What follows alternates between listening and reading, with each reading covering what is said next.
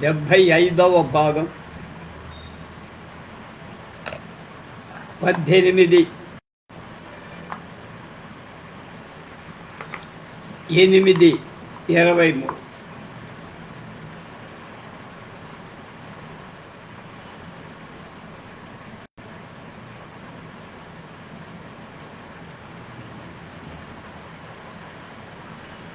336వ కవి 3వ భాగం. ఉన్మత్త కీచకం కర్త కెఎస్ నాగరాజన్ 1911 జన్మించారు.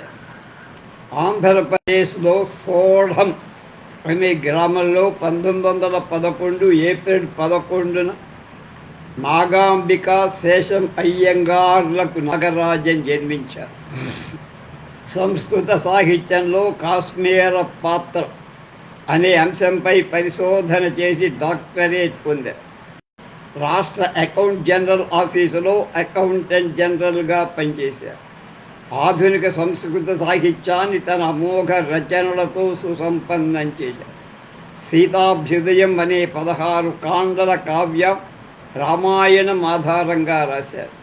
శ్రీ శబరి విలాసం అనే ఖండకావ్యం, ఉన్మత్త కీచకం అనే 5 అంకాల నాటకం, భారత వైభవం అనే దేశభక్తి గీతం, గాంధీ విజయం అనే 5 అంకాల నాటకం,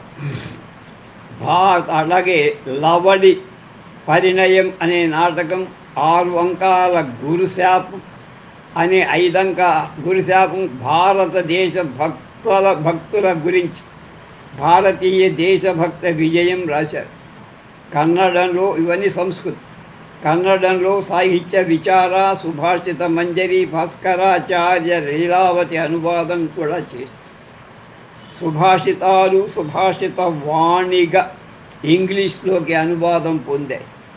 అలాగే సాహిత్యాలంకార బిరుదు అయోధ్య సంస్కృత అకాడమీ కవిభూషణను ద్వారకా శంకరాచార్య ప్రదానం చేశారు. వ్యాఖ్యాన వాచస్పతి అనేది ఆయన పాండితీ ప్రకర్షకు లభించిన విశేషమైన బిరుద గౌరవం. ఉన్మత్త కీచక నాటకంలో కీచకుడు ఉత్తముడు నిజంగానే ద్రౌపదిని ప్రేమిస్తాడు. భీముడు సహించలేక కీచక వధ చేస్తాడు. వాడి చావుకు ద్రౌపది కన్నీరు మున్నీరుగా విలపిస్తుంది. మొదటి అంకంలో కీచక స్తుతి, 4లో విరాట స్తుతి ఉంటాయి. ఇద్దరిని స్తుతిస్తూ చెప్పిన శ్లోక జయతు విజయలక్ష్మీ శీలస్థ సర్వాంగ శోభ, జయతు పశుబలానాం వృద్ధికారా బలిష్టా, జయతు జయ పతాకాలంకృత స్వీయ మార్గే, జయతు పరబలాంతః కీచకః ఖ్యాతకీర్తి, జయతు నరవరేణ్య సత్యధామ ప్రతిష్ఠో, జయతు జనసుఖానాం వృద్ధికర్తా దయాళుః, జయతు గుణగణానాం సన్నిధిర్దీనబంధు, జయతు చిరమిల్యాం మత్స్యరాజో. విరాట. ఈ నాటకంలో కీచకుడు విషాదాంత నాయకుడు. చనిపోయే ముందు కీచకుడు మాట్లాడిన మాటలు హృదయాన్ని తరుక్కుపోయేట్లు చేస్తాయట. కన్నీరు తెప్పించి వాడిపై సానుభూతి కలిగిస్తాయి. గురూపదేశం పౌరాణిక కథ దేవరాజ బహదూర్ ప్రైజు పొంది తనకు ప్రేరణ ఉత్తేజం కలిగించిన కైలాసానికి అంకితం ఇచ్చారు. నాగరాజన్ ఇందులో హీరో కర్ణుడిని ఉదాత్తమంగా చిత్రించారు. నిమ్నకుల సంజాతుడు అయినందువల్ల అనగతొక్కబడ్డాడని చెప్పారు. భాసుడు రాసిన చక్రారాపణ కీర్తిర్ ఇవ గచ్చతి భాగ్యపంక్తి అన్నదాన్ని భాగ్యపంక్తిర్ ఇవ సర్వనరాణం చంచలేతి విదితామనులోకే అని చెప్పాడు మార్చి. మనిషికి విలువ గుణం బట్టి కానీ జన్మ బట్టి కాదు అని బోధించినాడు కవి. గుణతాః పూజ్యతే లోకే మానవో నతు జన్మతః, తదాదీన గుణ సర్వే జన్మ దైవ వశే భవేత్. దీనికి స్ఫూర్తి భవభూతి చెప్పిన గుణా పూజస్థానం గుణిషు నచ న లింగం నవయ. బాణుడి వేణి సంహారంలోని కర్ణుడి వచనాలు స్ఫూర్తిగా తీసుకున్నాడు ఈ నటరాజ. శ్రీ శబరి విలాసంలో శబ్దార్థ సౌందర్యంతో కవితాత్మకంగా రాశారు. గాంధీ మహిమలో ఏకో దేవోనేక రామాభిరామ, రామో బుద్ధా కృష్ణ అల్లా ఇతి నానారిత్యా దృశ్యతే పూజ్యతే చ తేజ తేచ. ఋగ్వేదంలోని ఏకం విప్రా బహుధా వదంతి అనేటువంటి దాన్ని వివరించాడు ఈ భాగం. కవి సంస్కృతంపై వీరాభిమానము. అందుకే ఏతి సంస్కృతం మృతేతి వదంతి తే ఏవం మృతా అని బల్లబుద్ధి చెప్పారు. సంస్కృతం చనిపోయింది అని ఏడ్చేవాళ్ళు నిజంగా వాళ్ళే చనిపోయిన వాళ్ళు అన్నారు. జయతు జయతు ధన్యా భారతాంబా పవిత్ర, జయతు జయతు గాంధీ సత్యమార్గానువర్తి, జయతు జయతు యుద్ధం చస్మాద్రియ సంవీనం, జయతు జయతు సర్వో భారతీయా ప్రపంచా అనే ఉదాత్తమైన ఉపదేశం చేశాడు. సంప్రదాయ పద్ధతిలో సంస్కృతం చదివినవాడు కాకపోయినా, ఒక సంస్థ నిర్వాహకుడుగా తీరిక లేకపోయింది, సంస్కృతంలో సృజనాత్మక రచనలు చేసి విఖ్యాతుడయ్యాడు నాగరాజ. జాతీయ సమైక్యత, సర్వమానవాభ్యుదయం ధ్యేయంగా పౌరాణిక కథలను ఆధునిక విధానంలో వ్యాఖ్యానించారు.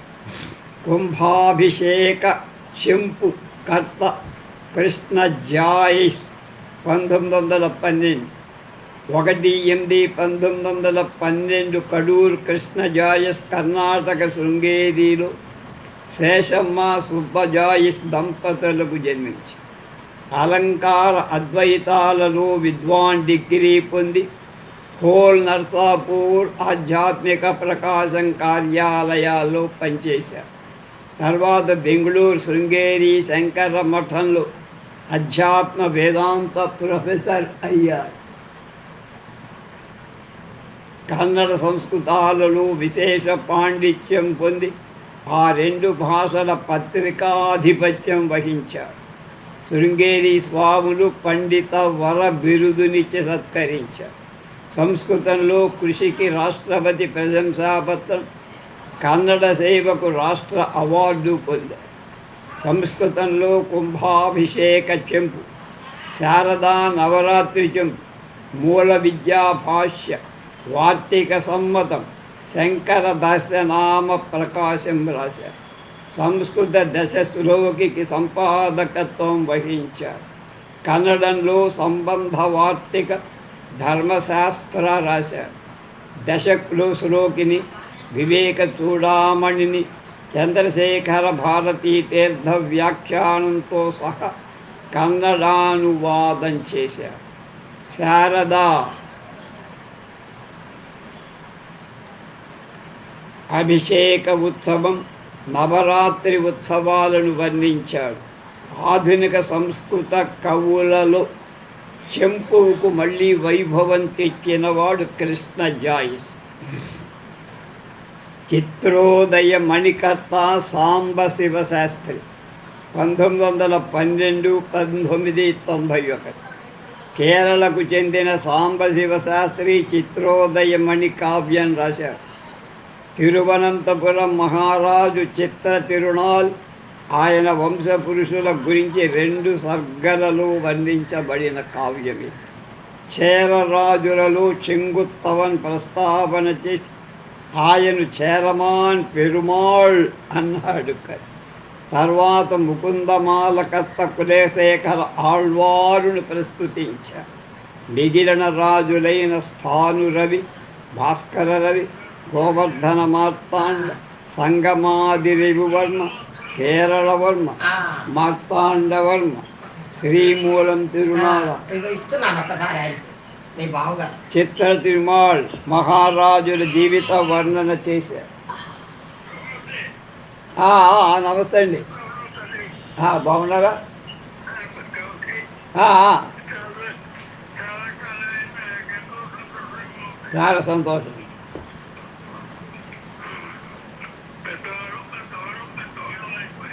ఆ,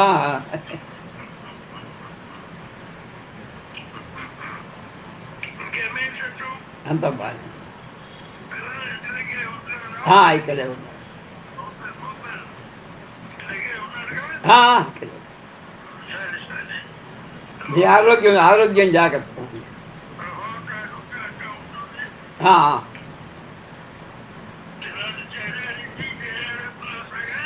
ఆహా. సరే సరే, వాడు వెళ్ళిపోయాక అది.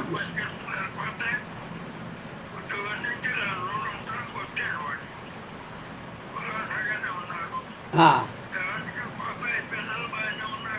సరే సరే, అంతేగా మరి. అవును.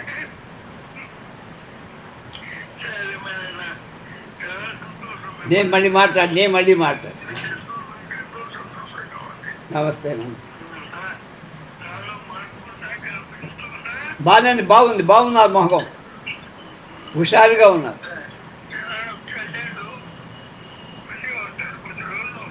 సరే సరే, ఓకే. ఎవరున్నారో అంతా బాగానే ఉన్నారు.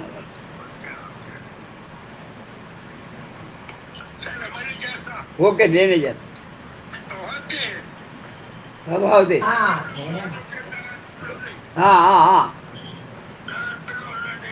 Okay okay.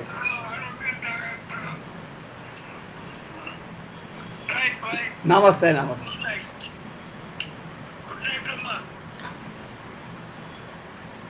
చేస్తుందా? మాట్లాడుతుంది.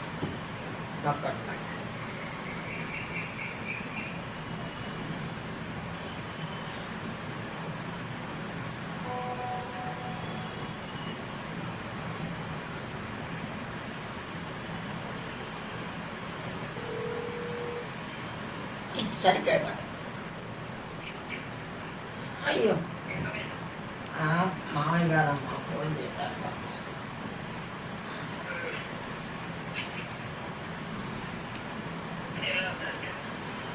చిత్రోదయ మణికర్త సాంబశివ శాస్త్రి, కేరళకు చెందిన సాంబశివ శాస్త్రి చిత్రోదయ మణి కావ్యం రాశారు.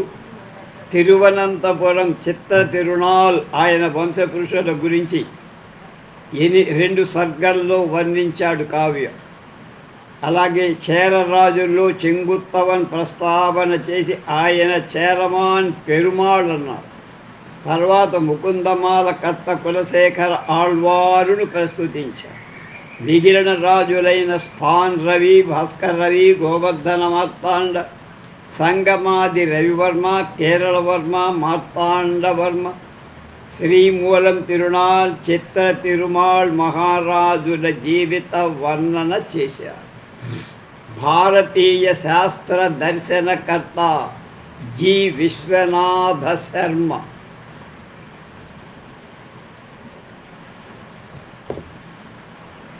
కేరళలో మంగుళూరులో 1912లో జన్మించిన విశ్వనాథ శర్మ సంస్కృత శాస్త్రాలను విద్వాంసులైన గొప్ప పండితుల దగ్గర నేర్చుకుని కాలడిలోని ఆశ్రమ విద్యాలయం, తీపిని పూర సంస్కృత విద్యాలయంలో, రామాపురం టీచర్స్ ట్రైనింగ్ సెంటర్లో సంస్కృత ఉపాధ్యాయుడిగా పనిచేశారు. వేదాంతంలో స్వర్ణ పతకం పొందిన మేధావి, విద్యాభూషణ, పండిత రత్న బిరుదాంకి. భవానీనామ సహస్రస్తుతికర్త, జానకీనాథ కౌల్ కమల్ అంటారు.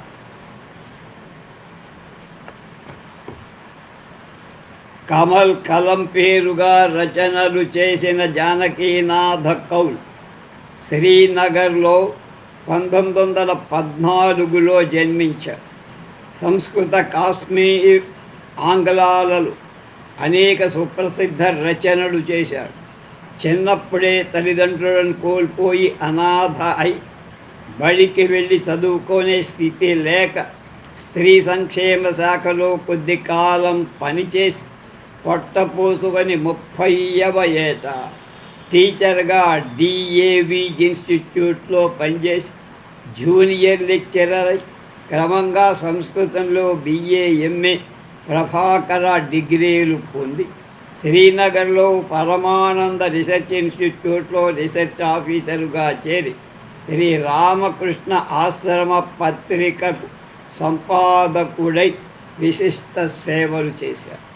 ఆధ్యాత్మిక విషయాలలో ఆరితేరి తనకున్న విశిష్ట సంస్కృత విజ్ఞానంతో శైవ శాక్తేయాలను తంత్ర విద్యాశాస్త్రాన్ని అధ్యయనం చేసి అసలైన జిజ్ఞాసు భక్తుడై స్వామి రామతీర్థ రాసిన గ్రంథాలు చదివి కవిగా తన సత్తా చాటాడు.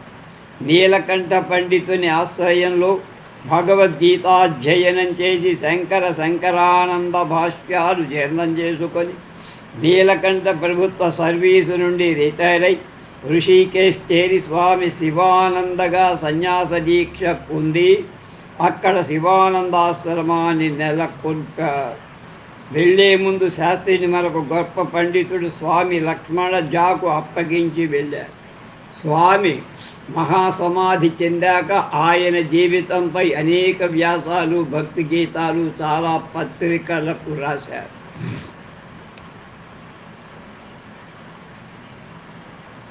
లక్ష్మణ జ్యోతో ఉన్న గాఢ అనుబంధం వల్ల ఆధ్యాత్మికత మరింతగా పెరిగి సంస్కృత ఆంగ్లాలలో భక్తి కవిత్వం పారించారు.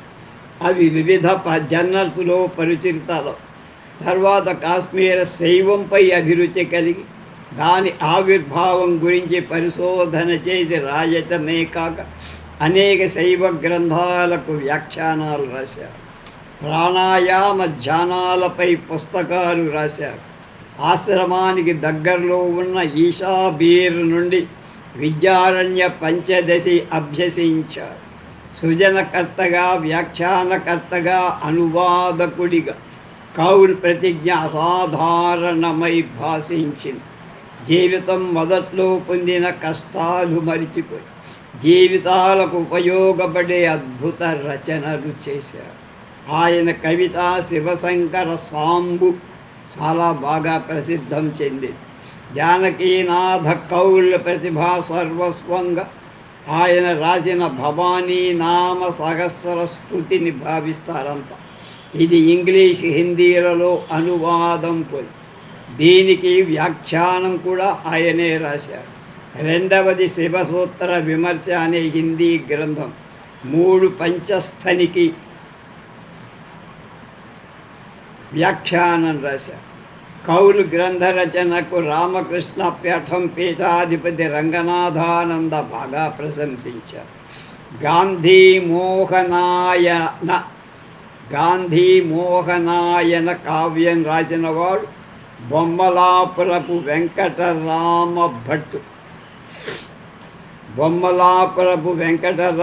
భట్ట కర్ణాటకలోని బొమ్మలాపురంలో 1/1/1915 జన్మించారు. సరూబాలో సంస్కృత టీచర్. సంస్కృత కన్నడ హిందీలలో కవిత్వం చెప్పాడు, రాశారు. సంస్కృతంలో మహాత్మా గాంధీ జీవితంపై మోహనయానం కావ్యం రాశాడు.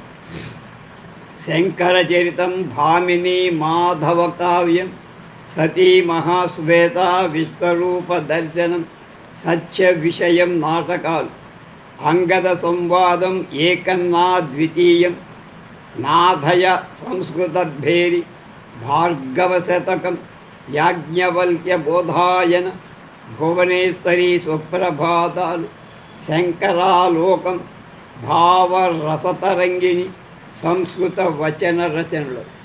అలా కాక అవే కాక సత్యనీయ రీతి అనే స్వీయ చరిత్ర, మంత్రం, వేదాంత శాస్త్రాలను ఆధారంగా 1000 ఆర్యావర్త సూత్ర శ్లోకాల ఆర్యా సహస్రి రాశారు.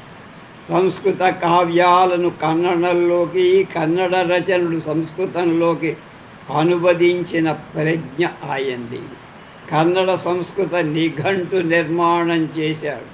కన్నడ భాషకే ప్రత్యేకమైన షట్పది అనేటువంటి దాని సంస్కృతంలో ప్రవేశపెట్టిన ఘనత వెంకట రామ భట్టుడి.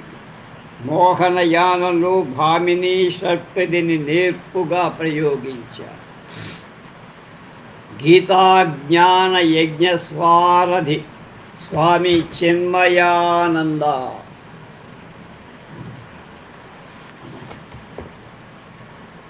కేరళలో ఎర్నాకుళంలో 8/5/1916 స్వామి చిన్మయానంద బాలకృష్ణ మీనన్ అనే పేరుతో జన్మించారు. తండ్రి కుప్పస్వామి కొట్ట మీనన్ ప్రసిద్ధమైన జడ్జి. ఆయన కొచ్చిన్ మహారాజుకు దగ్గర బంధు. తల్లి పారుకుట్టి అమ్మ. చిన్మయ బాల్యంలోనే చనిపోయి కొచ్చి, త్రిశూర్, ఎర్నాకుళంలో చదివి డిగ్రీ పొంది లక్నో వెళ్ళి లిటరేచర్, లా, జర్నలిజాల్లో పోస్ట్ గ్రాడ్యుయేషన్ చేశారు. 1936లో రమణాశ్రమంలో రమణ మహర్షిని సందర్శించినప్పుడు వారి దృష్టి ఈయనపై పడటంతో ఆధ్యాత్మిక భావ పరంపరలు మనసంతా నిండిపోయి జ్ఞాన ప్రకాశానుభూతి పొంది క్విట్ ఇండియా ఉద్యమంలో బాలన్ తీవ్రంగా పాల్గొన్న దేశభక్తుడు. అంతేకాక అరెస్ట్ చేస్తారని తెలిసి అండర్ గ్రౌండ్లోకి వెళుతూ సహచరులను స్ట్రైక్ చేయమని కరపత్రాలు పంచమని సలహా ఇచ్చారు స్వామి చిన్మయ. అలాగే తర్వాత అరెస్ట్ అయి జైల్లో ఉన్నారు. జైల్లో పారిశుధ్య లోపం వల్ల టైఫాయిడ్ వచ్చి మిగతా రోగులతో పాటు రోడ్డు మీద పారేయబడ్డాడు. ఒక క్రిస్టియన్ మహిళ జాలిపడి ఇంటికి తీసుకువెళ్ళి డాక్టర్ను పిలిపించి చికిత్స చేయించి నయం చేయించింది. ఆరోగ్యం బాగుపడగా నేషనల్ హెరాల్డ్ పత్రిక పిలిచి ఉద్యోగం ఇచ్చింది. అందులో ఎన్నెన్నో వ్యాసాలు సాంఘిక విషయాలపై రాశారు. అవి మంచి పేరుతో పాటు గుర్తింపు తెచ్చారు. సాధువుల జీవితాలపై ధారావాహికంగా రాశారు. ఋషికేశ్ వెళ్ళి స్వామి శివానందను దర్శించారు, కానీ ఆధ్యాత్మిక అనుభవం కోసం కాదని చెప్పారు. 1917-47 శివానంద ఆశ్రమానికి కొద్ది దూరంలో ఉంటూ ఒకసారి కుతూహలంగా వెళ్ళి శివానంద స్వామిని దర్శించి ప్రభావితులై సన్యాసిగా అప్పటికప్పుడు మారిపోయి హిందూ గ్రంథాల అధ్యయనం చేసి స్వామి ఈయనతో దాగి ఉన్న జ్ఞానాన్ని గ్రహించి గీతా కమిటీ నిర్వహించమని కోరారు. 25/2/1949లో తిరిగి వచ్చి మహాశివరాత్రి నాడు సన్యాస దీక్ష పొంది బాలన్ స్వామి చిన్మయానంద దీక్షా నామాన్ని పొందారు. స్వామి శివానంద ఆజ్ఞతో ఉత్తర కాశీలోని కాలపు వేదాంత దిగ్గజం తపోవనం మహారాజ్ వద్ద వేదాంత అధ్యయనం చేశారు. అత్యంత దీక్షతో భారతీయ ఆధ్యాత్మిక సాహిత్యాన్ని మధించి సారం గ్రహించారు. 1951లో గురువు ఆదేశంతో సకల మానవాళికి వేదాంత భావన కలిగించాలని విస్తృత పర్యటన చేస్తూ ప్రసంగిస్తూ ప్రజాభిమానం పొందారు. ఆంగ్లంలో స్వామి చిన్మయానంద ప్రసంగాలు గంగా ప్రవాహ సదృశం. ఒకసారి విశ్వ హిందూ పరిషత్తులో తిరుపతిలో ఈ స్వాముల సమావేశం జరిగింది. దానికి నేను ఇక్కడ వీరభద్రరావు మేమందరం వెళ్ళాం. వెళ్తే అక్కడ విన్న స్వామి చిన్మయానంద ఇంగ్లీష్ ఉపన్యాసం. అసలు ఆ ధార, ఆ ప్రవాహం నభూతో నభవిష్యత్ వేదాంతాన్ని అంత అలవోకగా హృదయాలకు అందుకునేటట్టుగా మనస్సులోకి చొచ్చుకుపోయేటట్టు ఇంగ్లీష్లో అంత గొప్పగా చెప్పగల మహానుభావుడు గారు. ఆంగ్లంలో స్వామి చిన్మయానంద ప్రసంగాలు గంగా ప్రవాహక సదృశ. వారి సభలకు వేలాది మంది అత్యంత శ్రద్ధాసక్తులతో వచ్చి విని తెలుసుకొని విషయాలను విడమర్చి సూటిగా హృదయంలోకి చొచ్చుకుపోయే చెప్పే నేర్పు అనితర సాధ్యం. తిరుమలలో 1970లో జరిగిన విశ్వ హిందూ పరిషత్ సమ్మేళనంలో స్వామి చిన్మయానందను చూసి వారి ప్రసంగాన్ని విన్న అదృష్టం నాకు. దీనికి నన్ను ప్రోత్సహించి తీసుకెళ్ళిన స్వర్గీయ మండా వీరభద్రరావుని నేను జన్మలో మరిచిపోలేదు. వారి ఉపనిషత్ జ్ఞాన యజ్ఞం, గీతా జ్ఞాన యజ్ఞాలు అత్యంత ఆదరణం పొంది. మందారమ కరందమే వారి వాగమృతం, అందులో తడిసి తరించాల్సింది. చాలాసార్లు ప్రజలు ఆయన పేర ఒక మిషన్ ప్రారంభించమని కోరినా తిరస్కరిస్తూ వచ్చి చివరికి మద్రాస్ ప్రజలు మరీ పట్టుబడితే చిన్మయ మిషన్ అని 6/3/1965లో స్థాపించి 18 దేశాలలో 39 ప్రముఖ నగరాలలో 28 ఏళ్ళు ఏకదీక్షగా పర్యటించి హిందూ ధర్మ ప్రచారం చేశారు స్వామి చిన్మయ. అమెరికాలో ప్రత్యేకంగా చిన్మయ మిషన్ ఏర్పాటు చేశారు. ప్రపంచ హిందువుల సమైక్యతకు ప్రత్యేక వ్యాసాలు రాసేవారు.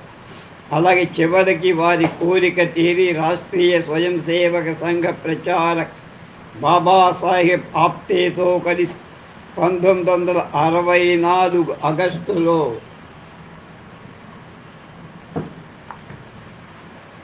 పూనాలో సాందీప్ అని ఆశ్రమం స్థాపించారు. అది విశ్వ హిందూ పరిషత్తుకు దారితీసి దానికి మొదటి అధ్యక్షులుగా స్వామి చిన్మయానంద ఎంపికయ్యారు.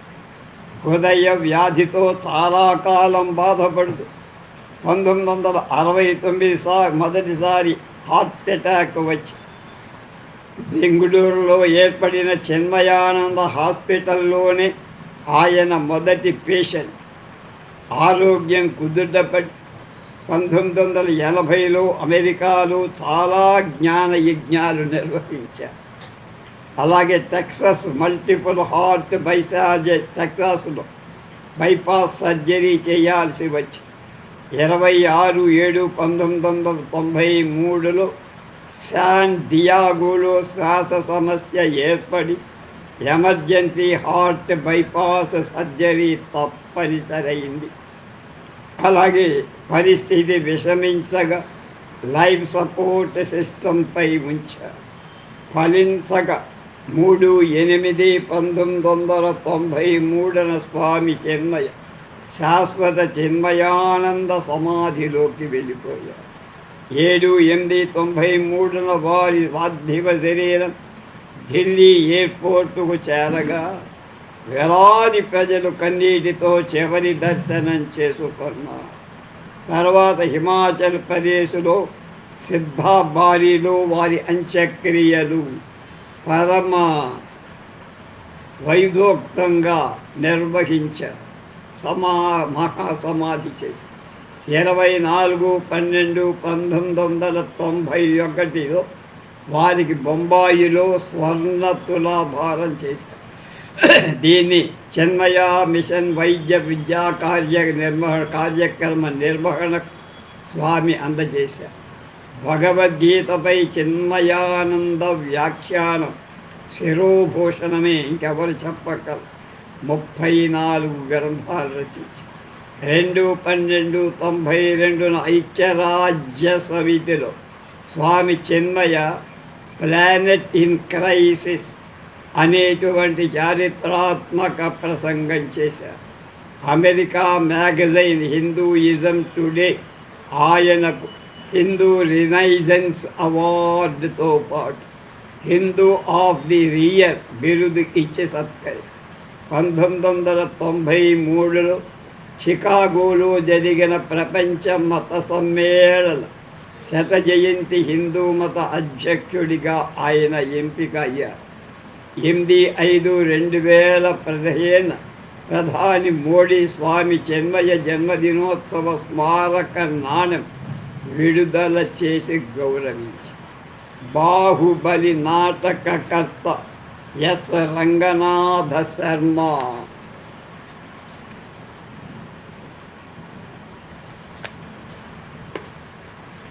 సంస్కృత కన్నడ వ్యాకరణాల లోతులు తరచినటువంటి ఎన్ రంగనాథ శర్మ 7/1/1916 కర్ణాటకలో నాడహళ్ళిలో జన్మించారు. బెంగుళూరు చామరాజేంద్ర సంస్కృత కాలేజీలో 1948 నుండి 76 వరకు దాదాపు 4 దశాబ్దాలు సంస్కృత కన్నడాలు బోధించారు.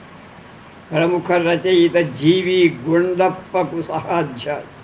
సంస్కృతంలో బాహుబలి విజయం, ఏకచక్రం అనే చారిత్రక పౌరాణిక నాటకాలు, గురే పరిమిత చరితం, గోమఠేశ్వర సుప్రభాతం, గుమ్మటేశ పంచకం రాశారు. కన్నడంలో చాలా విస్తృత రచనలు చేశారు. ఎన్నో అనువాదాలు చేశారు. కర్ణాటక రాష్ట్ర బహుమతి, రాష్ట్రపతి ప్రశంసాపత్రం, రాజ్యోత్సవ పురస్కారం, ఉత్తమ అధ్యాపక అవార్డు, మొట్టమొదటి DVG మెడల్, మహామహోపాధ్యాయ గౌరవ డాక్టరేట్, సంస్కృత గ్రంథ రచన పురస్కారం వంటివి ఎన్నో అందుకున్నారు. 25/1/2014 98 ఏళ్ల నిండు వయస్సులో రంగనాథ శర్మ శ్రీరంగధామం చేరుకున్నారు. సంస్కృత చలనచిత్ర దర్శకుడు జీవి అయ్యర్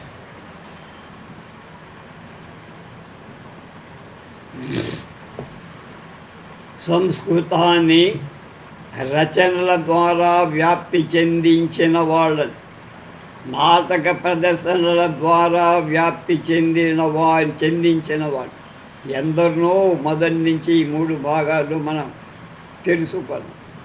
ఇప్పుడు మహానుభావుల చలనచిత్రాలు సంస్కృతంలో నిర్మించి సంస్కృత భాషా వ్యాప్తి చేసిన డాక్టర్ జీవి అయ్యర్ జీవిత విశేషాలు గురించి తెలుసుకుందాం. గణపతి వెంకటరమణ అయ్యర్ అంటే ఎవ్వడికి తెలుసు. జీవి అయ్యర్ అంటే తెలుసు. అది జీవి అయ్యర్ అనే పేరుతో ప్రసిద్ధుడయ్యారు. సంస్కృత చలనచిత్ర నటుడు, దర్శకుడు అయిన అయ్యర్ 3/8/3/9 1917లో కర్ణాటకలో మైసూర్ జిల్లా నంజన్గూడలో జన్మించారు. నంజన్గూడ్ పళ్ళ పొడి అని మాకు చిన్నప్పుడు మేము పళ్ళు తోముకునేవాడు. ఎర్రగా ఉండేది, కొంచెం బ్రౌన్ కలర్ ప్యాకెట్లలో అమ్మేవాడు. అది కొంచెం వాసన అది బాగానే ఉంటుంది.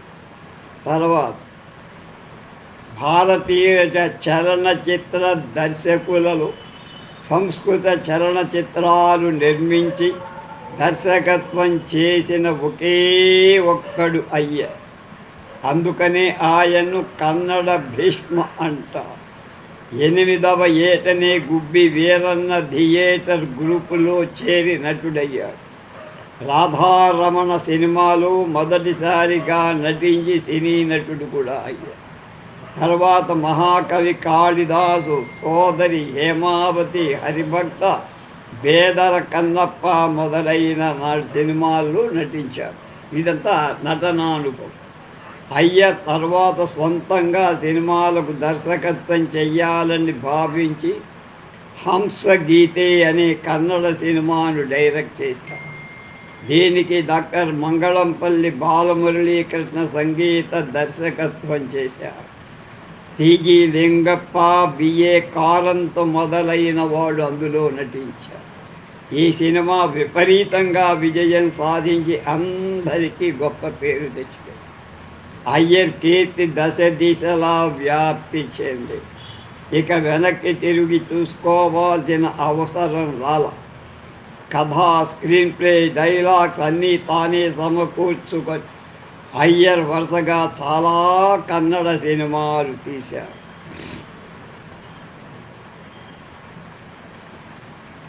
ఆయన గొప్ప చిత్రం రణధీర్ కంఠీరవ.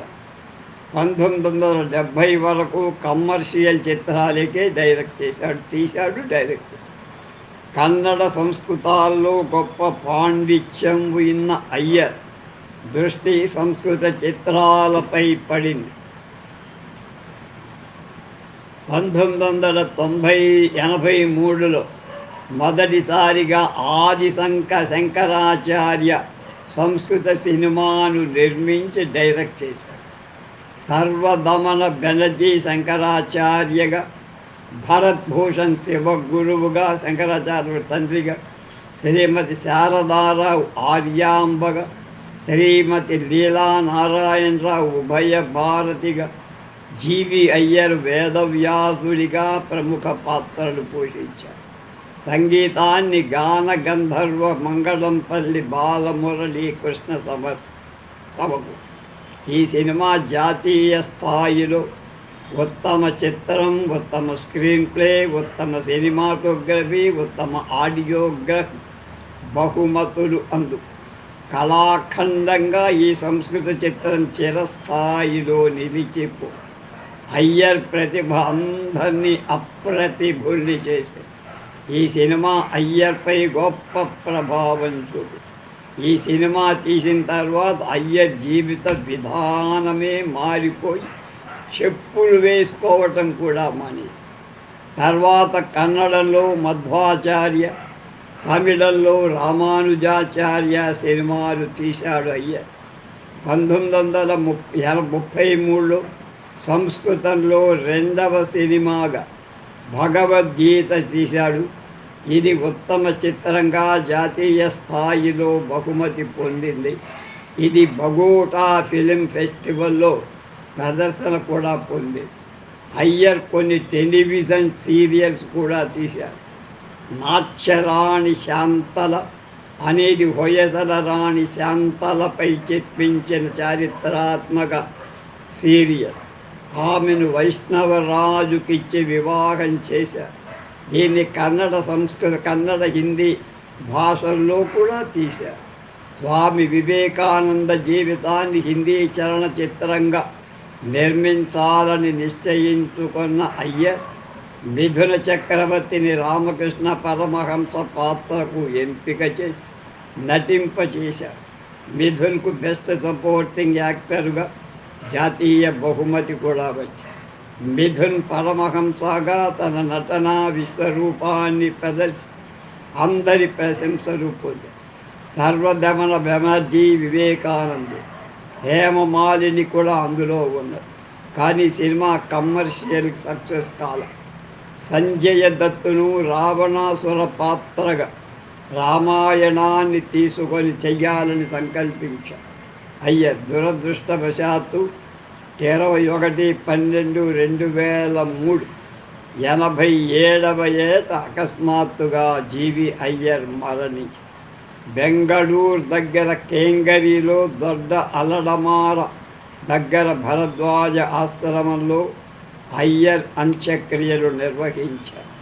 అయ్యర్ మొత్తం మీద 2 సంస్కృత, 1 హిందీ, 1 తమిళ చిత్రాలు, 23 కన్నడ చిత్రాలు నిర్మించి దర్శకత్వం వహించి 2001లో కృష్ణలీల తీయాలని ప్రయత్నించి 10 సినిమాలలో అయ్యర్ నటుడిగా నటించి రాణించి భాషా సౌందర్య లహరి స్తోత్రకర్త శ్రీధరన్ నంబూద్రి చంద్రమన 1917లో పుట్టి 60లో చనిపోయారు.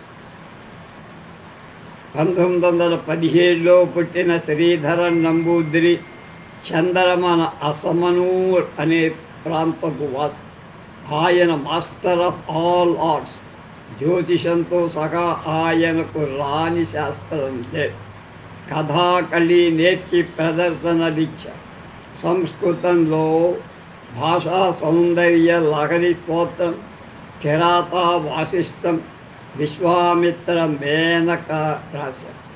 కవన కౌతూహలం మ్యాగజైన్లో ఎక్కువ రచనలు చేసి కేరళోదయ కావ్యకర్త డాక్టర్ కేఎన్ ఎళుతచ్చన్.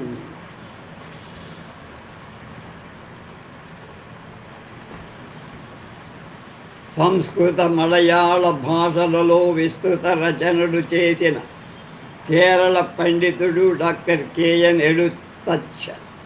పాలకాడు జిల్లా చెరువుల సెరిలో 21/5/1911 పుట్టారు.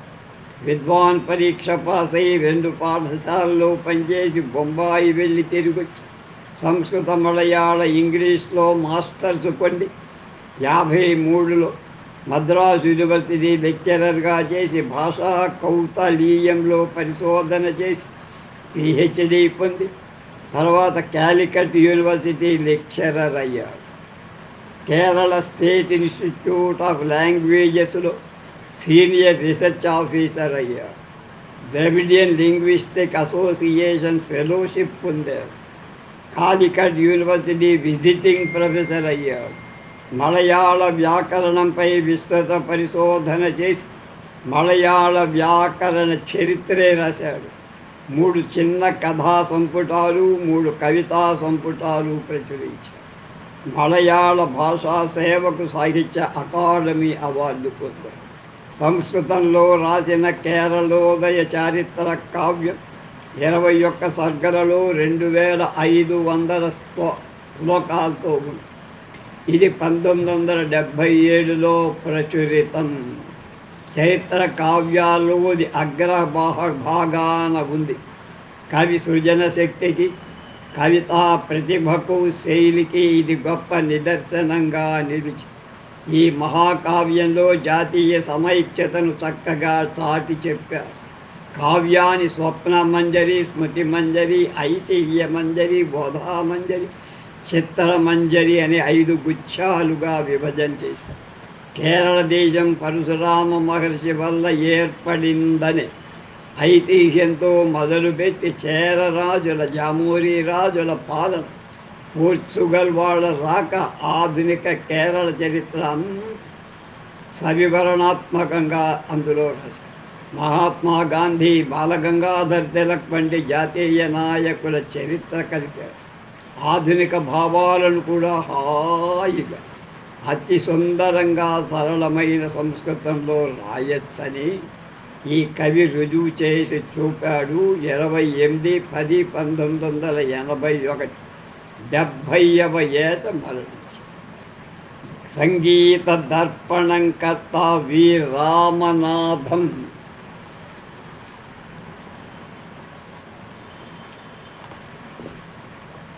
గీత కళాకారుడు, రచయిత, టీచర్, ప్రిన్సిపల్ వి రామనాథం 1917లో జన్మించి 70 ఏళ్ళు సంగీతంలో మునిగి తేలి 2008లో చనిపోయారు. మైసూర్ సంగీత రత్న శిష్యుడై Mysore university music dance college మొదటి ప్రిన్సిపాల్ అయి 1987లో రిటైర్ అయ్యారు.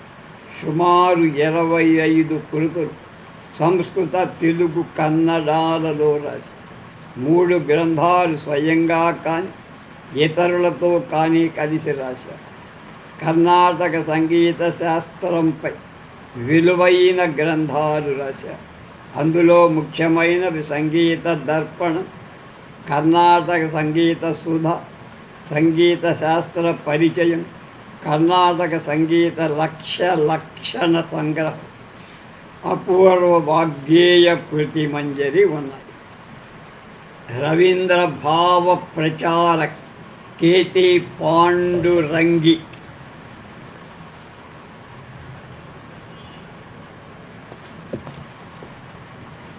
పాండురంగి 1918 ఫిబ్రవరి 1న జన్మించి వేదాంత విద్వాన్ అయ్యాడు. మీమాంస శిరోమణి, సంస్కృతంలో ఎంఏ, మహామహోపాధ్యాయ కుప్పుస్వామి శిష్యుడు.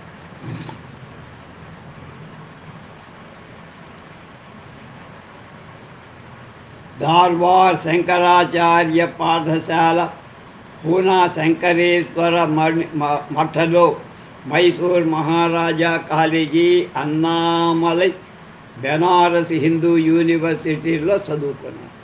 కర్ణాటక కాలేజీ, ధార్వాడ, కోలార్ ప్రభుత్వ కాలేజీల్లో పనిచేసి బెంగుళూరు యూనివర్సిటీ సంస్కృత ప్రొఫెసర్గా రిటైర్ అయ్యారు.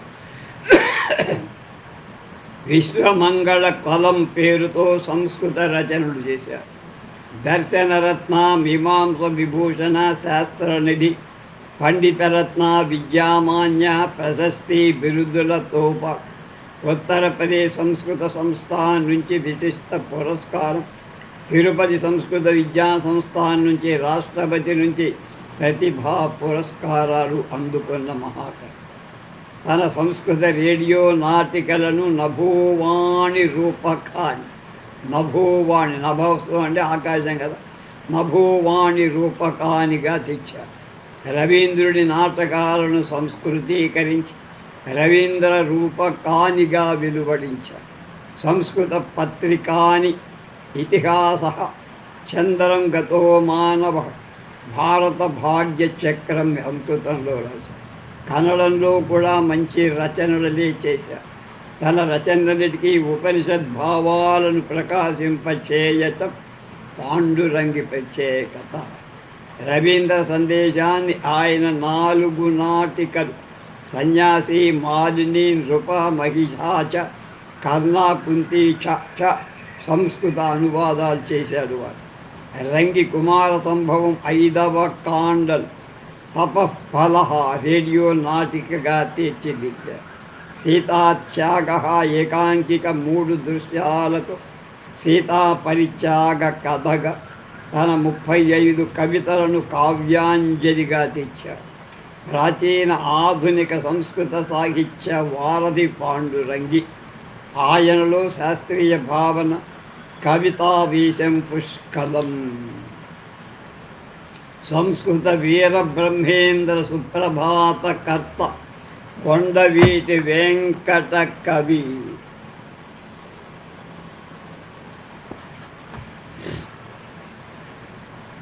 ప్రసిద్ధ కవి, హేతువాది, చలనచిత్ర సంభాషణ రచయిత.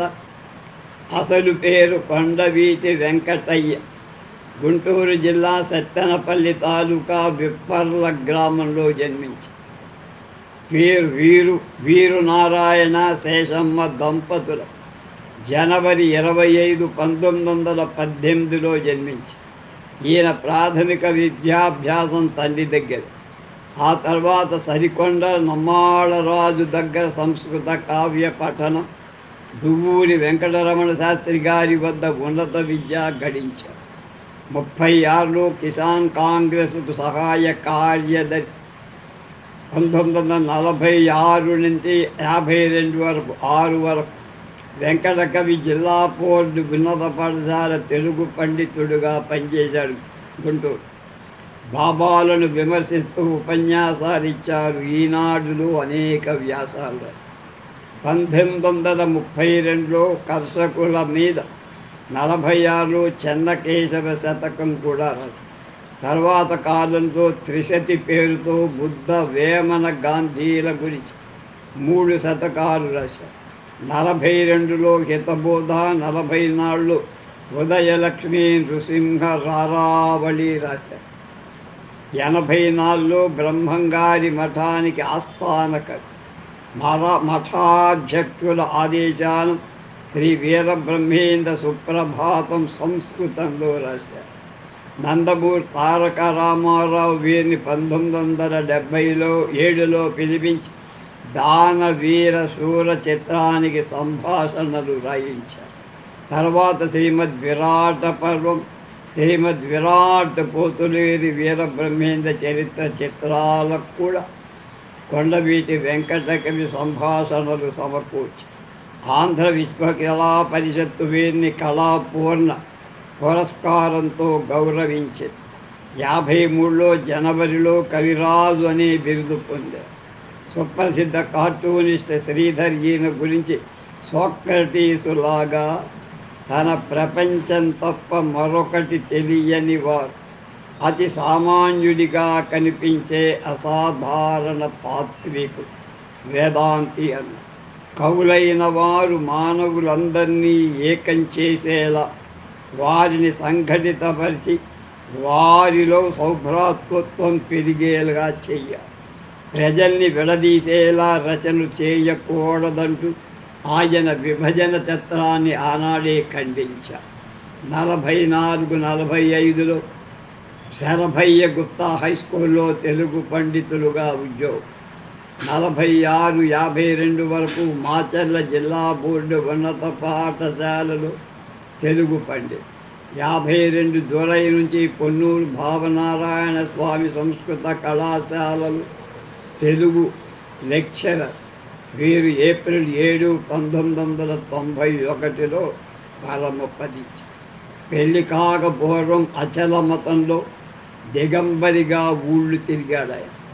45 ప్రాంతాల్లో కమ్యూనిస్టులు ఒక్కొక్క బాబా గురించి వివరాలు తెప్పించి వాస్తవాలే సన్మాన పత్రంగా సమర్పించారు.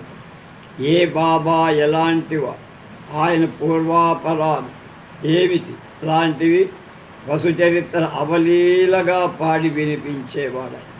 భట్టుమూర్తి అంటే అపరితమైన అభిమానం. వెంకటకవి ఇంగ్లీషు రాదు, హస్తావధానాలు చేశారు. భవన విజయాల్లో పాల్గొన్నారు. లౌకిక వివాహాలు చేయించి, అంటే మంత్రాలు లేకుండా త్రిపురనేని రామస్వామి రాజన పెళ్లి సూత్రాలు చదివించి వివాహాలు జరిపించడం. అలా ఆవుల మంజులత గారి పెళ్లి హైదరాబాద్ ఎగ్జిబిషన్ మైదానంలో జరిపించాడు. ఈయనే పురోహితుడు. ఎన్నయ్య తోటి పురోహితుడు. నరిశెట్టి ఎన్నయ్య, ఎన్నయ్య.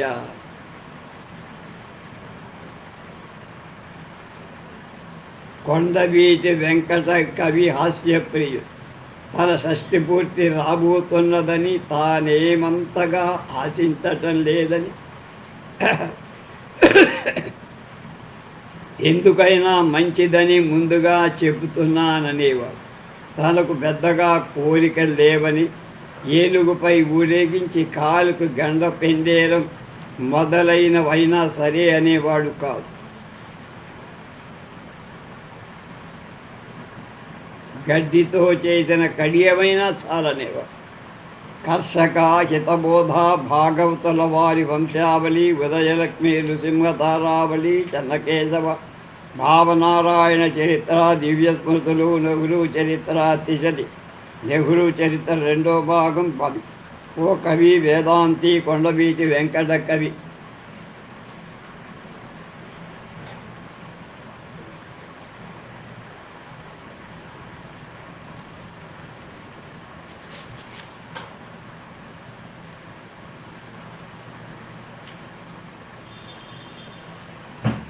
(1954లో రాసిన దివ్య స్మృతులు ఆయనకు మళ్ళీ గొప్ప పేరు తెచ్చింది. యుగకర్తలైన వేమన, వీరగురుడు సిద్ధప్ప, తరిగొండ వెంగమాంబ, అలరాజు కృష్ణరాయబరాయలు, గుంటూరు మస్తానయ్య, మూర్తికవి నాగార్జునుడు, చెన్నయ్య సూరి, వీరేశలింగం, గురజాడ, తిరుపతినేని, కట్టమంచి, ఏటుకూరి వెంకట నరసయ్య, తిరుపతి వెంకట కవులు, పొట్టి శ్రీరాములు వంటి వారి మీద స్మృతి చిహ్నాలైన ఖండకావ్యాలు రాశారు. తర్వాత త్రిశతి పేరుతో వేమన శతకం లాంటి శతకం రాశారు. నెహ్రూ చరిత్రను ప్రథమ, ద్వితీయ, తృతీయ ఖండాలుగా 3 సంపుటాల మనోహర కావ్యం రాశారు. దీన్ని పివి నరసింహారావు హిందీలోకి అనువదించడం విశేషం. తర్వాత రాజర్షి, బలి, మేలుకొలుపు, శ్రీకృష్ణ వ్యాసావళి వంటి కావ్యాల తరువాత పంచీకరణ భాష్యం రాశారు. ఆయన పలికితే పద్యం, పిలిస్తే పద్యం, అంతగా ఆయనకి పద్యంపై పట్టు ఉండేది. ప్రాచీన సాహిత్యాన్ని మధించి రసాస్వాదన చేసిన కొండవీటి వెంకట కవి కవిరాజుగా, కళాప్రపూర్ణగా పండితుల, సామాన్య పాఠకుల మన్ననలు పొందారు. కొండవీడు అన్న పేరు వింటేనే కదలి ఆశువుగా గలగల పద్యం చెప్పగల ఆయన. రోలయ వేమన ప్రోది చేసిన నేల వామన భట్టు దైవారు తావు. కాటయ వేమన్న కత్తి పట్టిన చోటు కొమర గిరీంద్రుడు కుదురునరు. ఆనవేమ సార్వభౌమని విహారస్థలి శ్రీనాథు కవి కాలూను వసతి. శంభుదాసుడు పదాభ్యములు మోసిన ఇక్క యోగి వేమన నిలుచు త్యాగభూమి. ఇటువంటి కొండవీటి సీమ నుంచి ప్రభవించిన వెంకట కవి 1991 ఏప్రిల్ 7న చనిపోయాడు. గురుపీఠాన్ని అలంకరించిన వేదాంత ఉపదేశకులయ్యారు. కవిగా, వ్యాఖ్యాతగా, దేశకుడిగా, భాష్యకారుడిగా, వేదాంతిగా ఆయన అఖండ కీర్తి పొందారు. అనంత భావదీప్తితో ప్రకాశించారు. సామాజిక న్యాయం కోసం పోట్లాడినటువంటి రంగాల్లో ఒక ఎవరెస్ట్ శిఖరంగా వెదిగారు. స్తోత్రాల కర్త బాల గణపతి భట్ 1919 జనవరి 6న శృంగేరిలో బట్టి సాహిత్య విద్వాన్, కన్నడ పండిత, శాస్త్ర భాషా విశారద డిగ్రీలు పొంది చామరాజ కాలేజీలో విద్యాబోధన. లెక్కలేనని భక్తి రచనలు సంస్కృతంలో చేసి ఇందులో గణపతి సుప్రభాతం ప్రసిద్ధి. దశభుజయుత దేవం సింహవాహనం కృతేత్వం భజతి శిఖి సువాహనం సిద్ధిదం బాహుసత్వం యుగకర సహితం త్వం రక్షకాయం గజాస్యం యుగం అఖిలో వై హస్తయుగ్మం శతాంగ. కృతయుగంలో జనం నిన్ను 10 భుజాల వాడిగా, సింహవాహనుడిగా, త్రేతాయుగంలో 6 చేతుల నెమలి వాహనం ఉన్నవాడిగా, ద్వాపరంలో 4 భుజాలు ఏనుగు ముఖంతో ఉన్న నిన్ను పూజించారయ్యా. కలియుగంలో 2 భుజాలు గల శ్వేతవర్ణ కలవాడిగా నిన్ను ఇవాళ అర్చిస్తున్నా. సత్యనారాయణ సుప్రభాతం, శ్రీ గంగాధర సుప్రభాతం కూడా రాశాడు బాలభట్. గజాదిహర నాగజాతిహారి గజాస్య మోదో నగజాస్తదాదహ అది దానిలో.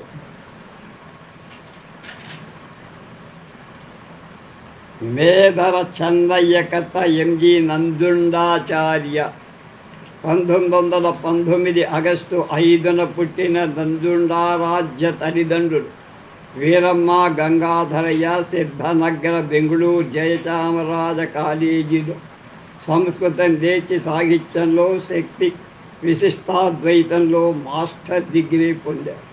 కన్నడ, హిందీ డిగ్రీలు పొందారు. సంస్కృతంలో మేధర చెన్నయ్య నాటకంతో భక్తి గీతాలు చాలా రాశారు. వీటికి సుప్రభాత స్తోత్రాలని పేరు పెట్టారు. శ్రీకర భాష్యం 2 భాగాలుగా రాశారు.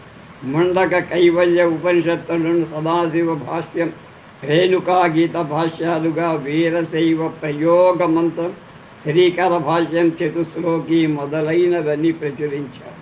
మైసూర్ మహారాజు ఆస్థాన విద్వాంసుని చేసి గౌరవించగా కర్ణాటక రాష్ట్రం రాష్ట్ర అవార్డును ఇవ్వగా సాహిత్యరత్న, శివదత్త చింతామణి, శివాద్వైత భూషణ, విద్యావారిధి బిరుదులు తన విద్వత్తుకు తగినవిగా పొందారు. సంస్కృత, కన్నడ సాహిత్యాలు తన రచనా ప్రతిభ వలన నంజుండారాజ్య పరిపుష్టి కలిగించారు.